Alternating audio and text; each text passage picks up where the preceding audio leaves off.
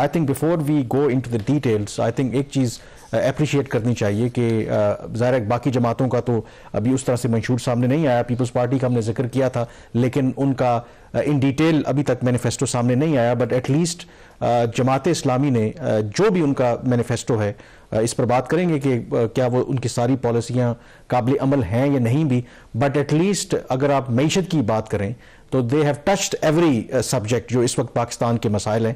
So in that context I think at least that they have done their ہوم work.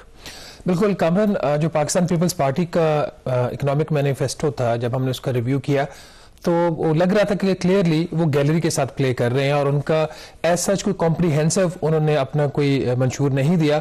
Compare to that اگر آپ جماعت اسلامی کو دیکھیں تو ان کا جو اکانومی کا جو منشور اور فارن پالیسی کے حوالے سے آپ بات کریں گے تو اکانومی کا جو ان کا منشور ہے وہ بہت جامع ہے اور اس نے تقریباً اس منشور کے اندر ہر وہ اہم جو ایشو اس وقت پاکستان کی اکانومی کا ہے اس کو انہوں نے ایڈریس کرنے کی کوشش کی ہے تھرو اٹس منشور.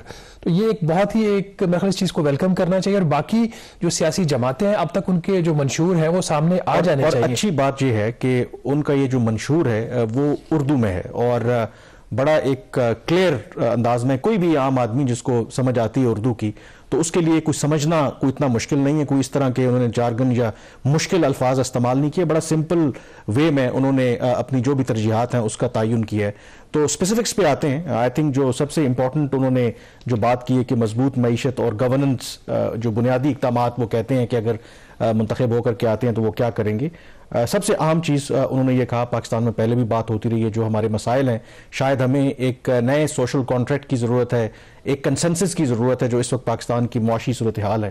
تو وہ یہ کہتے ہیں کہ وہ تمام جو سیاسی جماعتیں ہیں, اکانومسٹ ہیں, سٹیک ہولڈرز ہیں, ان کے ساتھ مل کر ایک میثاق معیشت تیار کیا جائے گا. مطلب یہ پہلے بھی اس پہ بات ہوتی رہی ہے, بٹ ڈو یو تھنک کہ جتنی ہماری پولرائزیشن ہے ممکن ہے کہ ہم ایک براڈر کنسنسس اچیو کر پائیں؟ دیکھیں آئیڈیالوجیکل ڈفرینسز ہوتے ہیں تمام سیاسی جماعتوں کے.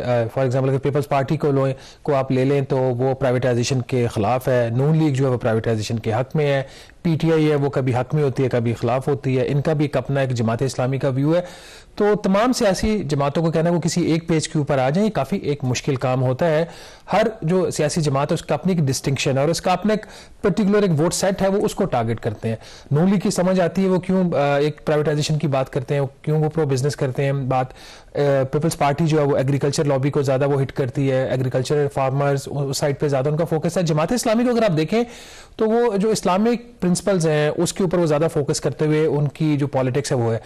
آلدو ماضی میں یہ اقتدار میں ضرور رہے ہیں, خیبر پختونخوا میں یہ پارٹنر رہے ہیں, پی ٹی آئی کے ساتھ بھی یہ پارٹنر تھے جو ان کی پہلی حکومت تھی خیبر پختونخوا میں. پھر جو جنرل مشرف کا دور تھا اس میں بھی یہ ان کو کچھ ان کا شیئر تھا, لیکن نیشنل لیول کے اوپر ان کا اس طریقے سے بہت افیکٹو ان کا رول نہیں رہا. ایک چھوٹی سیاسی جماعت سمجھی جاتی ہے, 10 سے کم ہی سیٹیں رہی ہیں ان کی. نیشنل اسمبلی میں بھی ان کی پریزنس ہے لیکن, اور سینٹ میں بھی ان کی پریزنس ہوتی ہے. اب آ جاتے ہیں ان کے منشور کے اوپر. کامل فرینکلی ایک اچھا انہوں نے ایک مینیفیسٹو پیش کیا. اگر آپ اس کو اوورال دیکھا جائے دو چار چیزیں ہیں جس کی امپلیمنٹیشن کے اوپر آپ سوال اٹھا سکتے ہیں, اس کی بیک اپ اسٹریٹجی کیا ہوگی وہ بات کی باتیں ہوتی ہیں, لیکن on the face of it they have put together a good economic manifesto جس میں چارٹر آف اکانومی کی یہ بات کریں اس پہ ہم نے ایڈریس کر دیا. ویژن 2050 کی بات کر رہے ہیں. یہ چیز پاکستان میں کافی زیادہ اس کو ڈاؤن پلے کیا جاتا ہے کہ آپ کے پاس لانگ ٹرم پلاننگ کے اوپر کوئی فوکس ہے ہی نہیں پاکستان کے اندر. ہمارے جو اکنامک پلانز تھے جیسے 5 ایئر اکنامک پلان بنتا تھا جس کو کبھی کہا جاتا ہے پاکستان کی سکسیس کی وجہ ہے, اس کو ڈسکنٹینیو کیا پی ٹی آئی کی حکومت نے اور یہ 3 ایئر اسٹریٹجی کے اوپر چلے گئے, وہ بھی امپلیمنٹ نہیں کر پائے.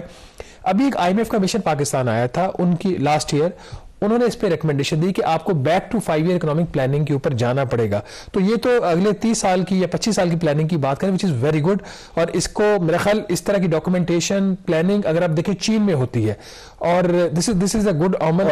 اور دیکھیں نا جو لانگ ٹرم پلاننگ کتنی ضروری ہے. اگر آپ اس کی اگزامپل ایسے ہے کہ جو دنیا میں جتنے ترقی یافتہ ممالک ہیں, یہ جو مغربی طاقتیں ہیں, یہ لانگ ٹرم ہی اپنی پالیسی کرتے ہیں اور اس کی ایک جھلک ظاہر ہے کہ برطانیہ نے بر صغیر پر رول کیا ہے.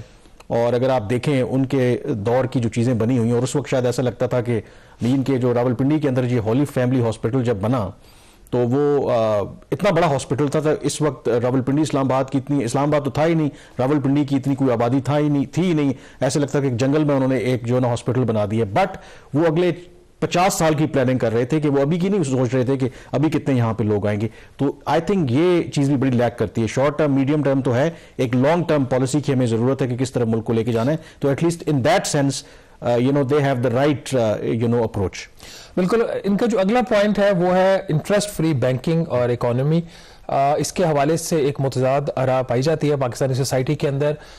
جو اسلامک پوائنٹ آف ویو سے لوگ زیادہ تر اس بات کی حمایت کرتے ہیں. اسلامک بینکنگ بھی کافی زیادہ پروموٹ کر رہی ہے پاکستان میں, لیکن یہ ایک کمپلیٹ انٹرسٹ فری اکانومی کی اور بینکنگ کی بات کر رہے ہیں. اس کے حوالے سے آپ کو پتا ہے کہ جو شریعت کورٹ ہے وہ آلریڈی فیصلہ کر چکی ہے کیس کے اوپر کہ 5 سال کے اندر حکومت نے جو انٹرسٹ فری بینکنگ ہے اس پہ کمپلیٹلی شفٹ ہونا ہے.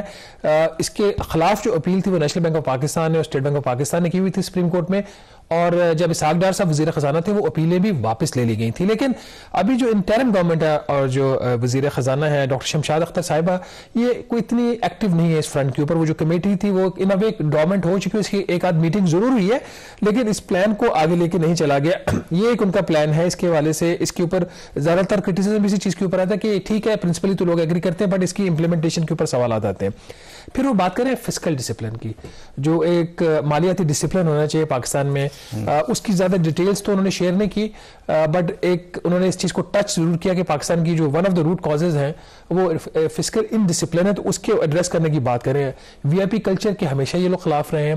ان کے اپنے بھی جو وزراء رہے ہیں بڑی ان کا ایک سمپل لائف سٹائل رہا ہے ماضی میں, اگر آپ دیکھا جائے تو اس کے اوپر انہوں نے فوکس کیا ہوا. جو ان کی ایڈیشنل مہارت ہے اس کو بھی ان کا ختم کیا جائے. خاص طور پر جو ان کا یہ پرپوزل ہے یا ان کا مینیفیسٹو میں یہ چیز ہے کہ جو مفت بجلی, ٹرانسپورٹ فیسلٹی اور اس کے ساتھ ہی 300 یونٹس تک جو فیول اور یہ چیزیں جو ہیں, نہیں وہ دو چیزیں ہیں. ایک تو 300 یونٹس کی وہ بجلی کہہ رہے ہیں کہ مفت دیں گے غریبوں کو. دوسرا وہ اس کے ساتھ ہی یہ کہہ رہے ہیں کہ ابھی جو بہت سارے پبلک آفس ہولڈر ہیں اور اسٹیٹ فنکشنریز ہیں جس میں چیئرمین سینٹ ہیں, speaker national assembly, provincial assembly کے جو اسپیکرز ہیں, پریزیڈنٹ آف پاکستان ہے, پرائم منسٹر آف پاکستان ہے, آرمی چیف ہے, چیف جسٹس آف پاکستان ہے, ججز ہیں لاہور ہائی کورٹ کے, ان کو فارمر انکمبنٹ اور فارمر دونوں کو جو ان کا جو مہارت ہیں یہ ختم کی جائیں گی. یہ ان کا ایک ہے وی آئی پی کلچر کا خاتمہ ہے. وی آئی پی کلچر جو کرنٹ ایکسپینڈیچر ہے وہ کہتے ہیں کہ 30% کم کریں گے, اس کو کم کریں گے. ویسے یہ پاسبل ہے؟ کیوں نہیں پاسبل؟ 30% اگر آپ مسئلہ یہ کہ جو کرنٹ ایکسپینڈیچر اگر اس کے آپ 2-3 بڑے ہیڈز ہیں, جو سب سے بڑا ہیڈ ہے وہ تو آپ کا اس وقت ہے قرضوں کے اوپر جو سود کی ادائیگی ہے. تو اگر ان کے مینیفیسٹو پہ آپ چلیں اور ویسے اگر حکومت اور اسٹیٹ بینک جو ہے وہ ایگری ہو جائے انٹرسٹ ریٹ کم کرنے کے اوپر, تو وہ تو آپ کو وہاں سے کمی ایک آپ کی آ جائے گی. باقی جو دوسرا بڑا خرچہ ہوتا ہے دفاع کے اوپر ہوتا ہے. دفاع کے اوپر ان کی ایک سیپریٹ تجویز ہے. دفاع کے اوپر یہ کہہ رہے ہیں کہ اس کا جو بجٹ ہے اس کو بڑھایا جائے subject as per requirement subject to the condition کہ یہ جو بجٹ ہے یہ پارلیمنٹ میں ڈیبیٹ ہوگا. تو دفاع کو بڑھانا چاہتے ہیں, اوورآل جو نان ڈیولپمنٹ ایکسپینڈیچر ہے اس کی وہ کمی کی بات کر رہے ہیں. ہو سکتا ہے اس میں پہلے ہی کافی حد تک سکویز ہو چکا ہے, پر جو اصل اس میں جو تیسرا بڑا خرچہ آ جاتا ہے وہ سیلریز اور پینشنز ہیں, وہ آپ نہیں کاٹ سکتے. یہ ایک ڈیبیٹیبل. اس میں جو ایک اور جو ہمارا برننگ ایشو آپ کو پتا ہے کہ ہم مسلسل 23واں ہمارا IMF کا پروگرام ہے, اور یہ ویسے جماعت اسلامی کی ویسے بھی پوزیشن رہی ہے کہ وہ کہتے ہیں کہ ہم یہ جتنے عالمی مالیاتی ادارے ہیں, IMF ہو, ورلڈ بینک ہو, ان سے ہم نے جان چھڑانی ہے اور اس کے لیے ہم ایک حکمت عملی جو ہے وہ تیار کریں گے. اگین گیون دا کرنٹ ہماری جو اکنامک کرائسز ہیں, do you think it is possible that we can involve a strategy جس سے ہم امیڈیٹلی تو نہیں بٹ آئندہ آنے والے سالوں میں اس سے جان چھڑا سکیں IMF اور ورلڈ بینک کو؟ میرا خیال ہے کہ مشکل کام نہیں ہے فرینکلی اسپیکنگ. IMF اور ورلڈ بینک سے جان چھڑائی جا سکتی ہے. پاکستان شاید ایک یونیک کنٹری ہے کہ جو ہر وقت IMF کے پروگرام میں آلموسٹ ہوتا ہے, ہر دوسرے تیسرے سال بعد 5 سال بعد. ہم 23 پروگرام کر چکے ہیں اور 24 میں ہم سب کو پتہ ہے ہونا, اور وزیر خزانہ کی اس کے اوپر اسٹیٹمنٹ آ چکی ہے کہ ہمیں ایک لمبی مدت کا پروگرام چاہیے. ایک پاکستان بزنس کاؤنسل کا بھی اس کے ان کے پرپوزلز آئے ہیں فار دا نیکسٹ گورنمنٹ, اس کو بھی ہم ڈسکس کریں گے. بٹ وہ بھی یہ بات کر رہے ہیں کہ IMF کا جو پروگرام ہے وہ آپ کا جو سرفس کے اوپر پرابلم ہوتا ہے اس کو ایڈریس کر رہا ہوتا ہے. اگر آپ کی اکانومی اوور ہیٹ ہو رہی ہے اور آپ کی جو ریکوائرمنٹس ہیں فارن لونز کی وہ بڑھ رہی ہیں, آپ کی امپورٹس بڑھ رہی ہیں, تو جو IMF کا پروگرام ہوتا ہے وہ اسٹیبلائزیشن کی طرف لے جاتا ہے. وقتی طور پر وہ ہر چیز کو روک دیتا ہے, اس سے آپ کو لگتا ہے آپ کیا مسئلہ حل ہو گیا. مسئلہ حل اس سے نہیں ہوتا. تو اگر حکومت خود ہی ایک فنڈامنٹل ایک اپنا ہی ایک home grown actually home grown plan بنا لے تو جان چھڑائی جا سکتی. اب دوسرا آ گیا ورلڈ بینک. ورلڈ بینک جو ہے اس وقت پاکستان کو قرضہ فراہم کرنے والا ایک سنگل لارجسٹ انٹرنیشنل کریڈیٹر ہے, مور دین اینی ادر کنٹری, اور ایون چائنا کو تو وہ اس کے 3-4 حد اس میں وہ آ جاتی ہے نا کیٹیگری جس میں ان کی ٹوٹل لینڈنگ کو 30 ارب ڈالر کی ہو جاتی ہے. ورلڈ بینک جو اگر ملٹی لیٹرل کو دیکھا جو سب سے بڑا پاکستان کو قرضہ دینے والا, اب ورلڈ بینک کی اگر جو لینڈنگ ٹو پاکستان ہے اس کا اگر آپ ریویو کریں تو اس کی میجورٹی جو اس وقت لینڈنگ ہو رہی ہے وہ بجٹ سپورٹ کے لیے ہو رہی ہے, وچ از ناٹ گڈ. اس کے آپ ریلائنس بجٹ سپورٹ کی لینڈنگ کے اوپر کم کر سکتے ہیں. جہاں تک اس کی جو ڈیولپمنٹ پروجیکٹس کے لیے لینڈنگ ہوتی ہے وہ ایسا کوئی بری چیز نہیں ہے, وہ ہوتی بھی کنسیشنری ریٹ کے اوپر ہے, اور آپ ایک اثاثہ بنا رہے ہوتے ہیں اور اثاثہ بنا کے اس سے جو آمدن ہوتی ہے وقت کیونکہ ہمارے پاس کم بھی ہے, اس میں اسی چیز کو اگر آگے چلیں جو ہوم گرون اسٹریٹجی کی آپ نے بات کی, ایک حل آپ نے اگر ان اداروں سے جان چھڑانی ہے یا قرضوں کے بوجھ سے نکلنا ہے تو آپ کو فورن ریزرو چاہیے, آپ کو اپنی برآمدات بڑھانی ہوں گی. اس میں انہوں نے جو ایک پروپوزل یہ جو سجیسٹ کر رہے ہیں کہ یہ ہر جو اہم صنعت ہے اس کو پابند کریں گے کہ وہ 25% اپنا وہ ایکسپورٹ کریں, قانونی طور پر ان کو پابند کیا جائے گا. ہم پہلے بھی ڈسکس کرتے رہے کہ ہمارے یہاں ہمارے جو ایکسپورٹرز ہیں ایکسپورٹس کے نام پر اربوں روپے سبسڈی لیتے ہیں لیکن اس طرح سے جو آؤٹ پٹ ہے وہ نظر نہیں آتی. ڈو یو تھنک یہ آئی تھنک قابل عمل ہو سکتا ہے, پابند کرنا چاہیے خاص کر کے انڈسٹری جو دو کیٹیگریز میں ڈیوائڈ کرنا چاہیے. ہر صنعت تو ایکسپورٹ نہیں کر سکتی, لیکن جو صنعتیں ایکسپورٹ کے اندر ہے یا کچھ صنعتوں کا جو سبسڈی لیتی ہیں, جو سبسڈیز بھی لیتے ہیں ان کو آپ انکریج کر سکتے ہیں. اس کے کام 3-4 اور جو پوائنٹ میں کوئکلی اس کو رن کر لیتے ہیں.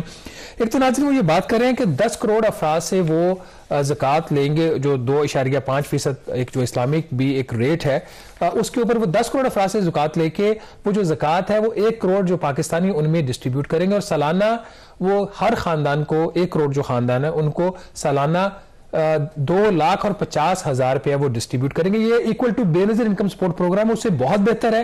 اگر یہ والی اگر ایک چیز اس طرح کی کر سکتے ہیں تو یہ it can help people a lot. دوسرا وہ توشہ خانہ کے جو تحائف ہیں, ایک بہت بڑا ایک سیاسی ایشو بھی بنا ہوا ہے پاکستان میں اس وقت. وہ کہہ رہے ہیں کہ توشہ خانہ میں جو تحائف آتے ہیں جو غیر ملکی پاکستانیوں کو وہ تحائف دیتے ہیں وہ نیلام ہوں گے, کسی پبلک آفس ہولڈر کو یا سول سرونٹ کو وہ تحفہ نہیں ملے گا. سب سے اہم اسٹیٹ بینک آف پاکستان کے جو اس کا جو قانون ہے اس میں ترمیم کی بات کی ہے جماعت اسلامی نے کہ قانون میں ترمیم کر کے governor state bank of Pakistan کو اکاؤنٹیبل بنایا جائے گا حکومت کے سامنے اور پارلیمنٹ کے سامنے. یہ بہت اہم تجویز اور اس پہ عمل ہونا چاہیے. ٹیکس بیس میں اضافے کی بات کی, یہاں پہ 2 پریکٹیکل باتیں وہ کر رہے ہیں کہ جو جی ایس ٹی کا ریٹ ہے اس وقت 18% ہے, اس کو کم کر کے 5% کیا جائے گا, اور جو اوورآل جو ٹیکسوں کی شرح ہے شرح کو کم کیا جائے گا, لیکن جو ٹیکس انکم ٹیکس کی بیس ہے اس کو بڑھایا جائے گا, اور جو قرضوں کی ری پروفائلنگ ہے اس کی بھی انہوں نے بات کی, اور خاص طور پر ان کا یہ کہنا کہ اگر یہ ڈیٹ ریسٹرکچرنگ آپ کی ہو جاتی ہے it will be helpful overall. اوورآل اگر آپ دیکھیں جو جماعت اسلامی کا منشور ہے اکانومی کی حد تک کافی حد تک بہتر ہے, باقی ابھی تو آئیں گے وہ دیکھیں گے, لیکن جو تمام امپورٹنٹ ایشوز ہیں اس کو یہ ایڈریس کر رہا ہے. اور اس میں آئی تھنک امپورٹنٹ چیز جاتے ہوئے بریک پہ جانے سے پہلے یہ بھی ڈسکس کر لیں کہ جماعت اسلامی کی ویسے بھی ایک پالیسی رہی ہے, پرائیویٹائزیشن کے یہ خلاف ہے. مثلا اپنے منشور میں انہوں نے یہ کہا ہے کہ پاکستان سٹیل ملز ہو, ریلویز ہو, پی آئی اے ہو, اس طرح کے تمام جو حکومتی ملکیتی میں چلنے والے ادارے ہیں ان کی نشکاری کے بجائے ان کو منافع بخش ادارہ بنانے کے لیے ان کی وہ تنظیمیں نو کریں گے. اگین یہ ایک ڈیبیٹیبل پوائنٹ ہے کیونکہ دنیا اب یہ سمجھتی ہے کہ حکومتوں کا کام بزنس کرنا نہیں ہے. پھر ایک اور جو کنٹروورشل پوائنٹ ہے, انہوں نے کہا ہے کہ جو مہنگے بجلی کے منصوبے پچھلی حکومتوں نے کیے ہیں